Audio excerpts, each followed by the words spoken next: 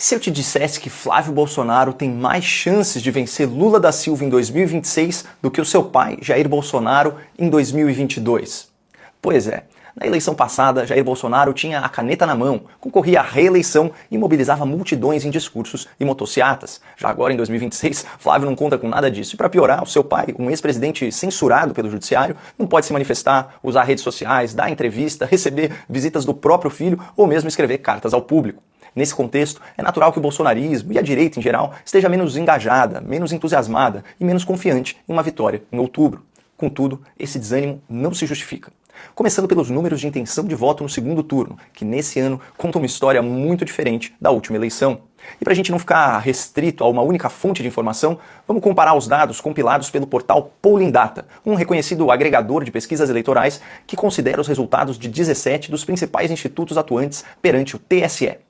Bom, se o segundo turno fosse agora, no mês de julho, segundo a previsão eleitoral da Polling Data, Lula teria 45,5% dos votos contra 41,9% de Flávio. Ou seja, o petista teria uma pequena vantagem de 3,6 pontos percentuais. Até aí, nenhuma grande novidade. Essa diferença aparece na maioria das pesquisas, como na última Datafolha, que traz Lula com 47% e Flávio com 43% das intenções de voto, empatados no limite da margem de erro. Mas você se lembra qual que era o cenário na última eleição? Então me permita refrescar a sua memória. Há exatamente 4 anos, em julho de 2022, segundo o mesmo agregador de pesquisas, o Polling Data, Lula da Silva tinha uma enorme vantagem sobre Jair Bolsonaro. Coincidentemente, 13 pontos percentuais de diferença a favor do petista, que aparecia com 50% das intenções de voto contra apenas 37% do capitão. No Datafolha, a vantagem de Lula era ainda maior, 20 pontos percentuais. Ou seja, há 4 anos, nessa altura da disputa, Lula era favorito absoluto para vencer a eleição, e por uma diferença de uns 15 milhões de votos, no mínimo. Mas a gente sabe que não foi nada disso que aconteceu. A eleição de 2022 foi vencida pela menor margem da história, apenas 1,8% dos votos válidos. E se a tendência de erro nas pesquisas a favor da esquerda tivesse repetindo novamente, é possível que na prática o Flávio já tenha até ultrapassado o Lula, já que o senador está cerca de 10 pontos à frente da marca anterior registrada pelo seu pai em 2022. Esses números mais favoráveis à candidatura do Flávio vêm acompanhados de uma mudança profunda nas circunstâncias políticas. Para começo de conversa, a ascensão do Donald Trump nos Estados Unidos acabou por desmantelar o USAID e o Foro de São Paulo, comprometendo estruturas de promoção e de financiamento da esquerda no continente sul-americano, inclusive aquelas articuladas pelos regimes ditatoriais da Venezuela e de Cuba. Prova disso é que, desde a chegada do novo presidente americano, as 7 eleições no continente foram vencidas por candidatos mais à direita. Já no plano da política doméstica, 2 mudanças merecem destaque. Uma no judiciário, outra na imprensa. Nessas eleições, o TSE não vai ser mais comandado por um juiz parcial e autoritário denunciado internacionalmente por perseguição política.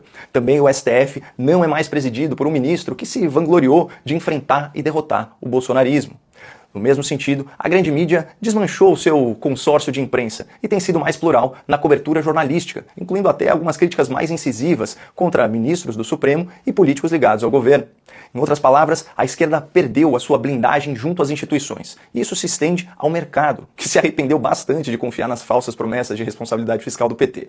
Sem a força total da imprensa, da justiça e do setor financeiro empurrando a candidatura do Lula, dificilmente ele vai conseguir manter a estreita margem que o elegeu em 2022, apenas 2.139.000 votos de vantagem. Finalmente chegamos à última grande diferença entre 2022 e 2026, as narrativas. Vamos lembrar que o Lula voltou ao poder acusando seu adversário de provocar genocídio, violência e fome, com a promessa de picanha, paz e defesa da democracia. De lá para cá, o poder de compra da população se deteriorou, a criminalidade explodiu e a censura à direita ficou escancarada. Ou seja, agora é o governo petista que está na vidraça, implicado em escândalos de corrupção, com o país quebrado, a população super endividada e 1/4 dos brasileiros vivendo sob influência do crime organizado. Lula não cumpriu seus compromissos de campanha e, acima de tudo, não entregou o tal churrasco com picanha. Olha, com o Lula eu tô comendo filé. E a gente passou a comer picanha, eu digo todo dia, nós vamos voltar a comer picanha. Sabe aquela parte com aquela gordurazinha passada na farinha, a gente mastigar aquilo, tomar uma cervejinha gelada? É tudo que o povo quer, ratinho. Se o petista quiser se reeleger, vai ter que inventar novas promessas ou reciclar muito bem as antigas. E ele sabe disso. Eu falo que eu não decidi que vou ser candidato ainda. E eu, para decidir ser candidato, eu vou ter que apresentar um programa. Eu vou ter que apresentar uma coisa nova para esse país. Verdade. Só 3 em cada 10 brasileiros têm uma avaliação positiva do governo petista. E tudo que foi apresentado até agora, a isenção de imposto de renda, o Desenrola 2.0, o Gás do Povo, o Move Brasil, nada disso repercutiu nas intenções de voto a favor do Lula, que parece ter atingido o seu teto eleitoral. A sorte do petista é que a campanha adversária enfrenta disputas internas, lavação de roupa suja em público e dificuldades para falar fora da bolha. Contudo, Flávio Bolsonaro encontrará um terreno fértil se acertar a sua comunicação. Segundo o Datafolha, o número de eleitores que se identifica com propostas e com valores da direita saltou 10 pontos durante o governo Lula, de 34% para 44%, superando os 39% que ainda se identifica com a esquerda. Em outras palavras, a incompetência do PT pode ter dado a ajuda que faltava para que a campanha de Flávio em 2026 supere a campanha de Jair em 2022.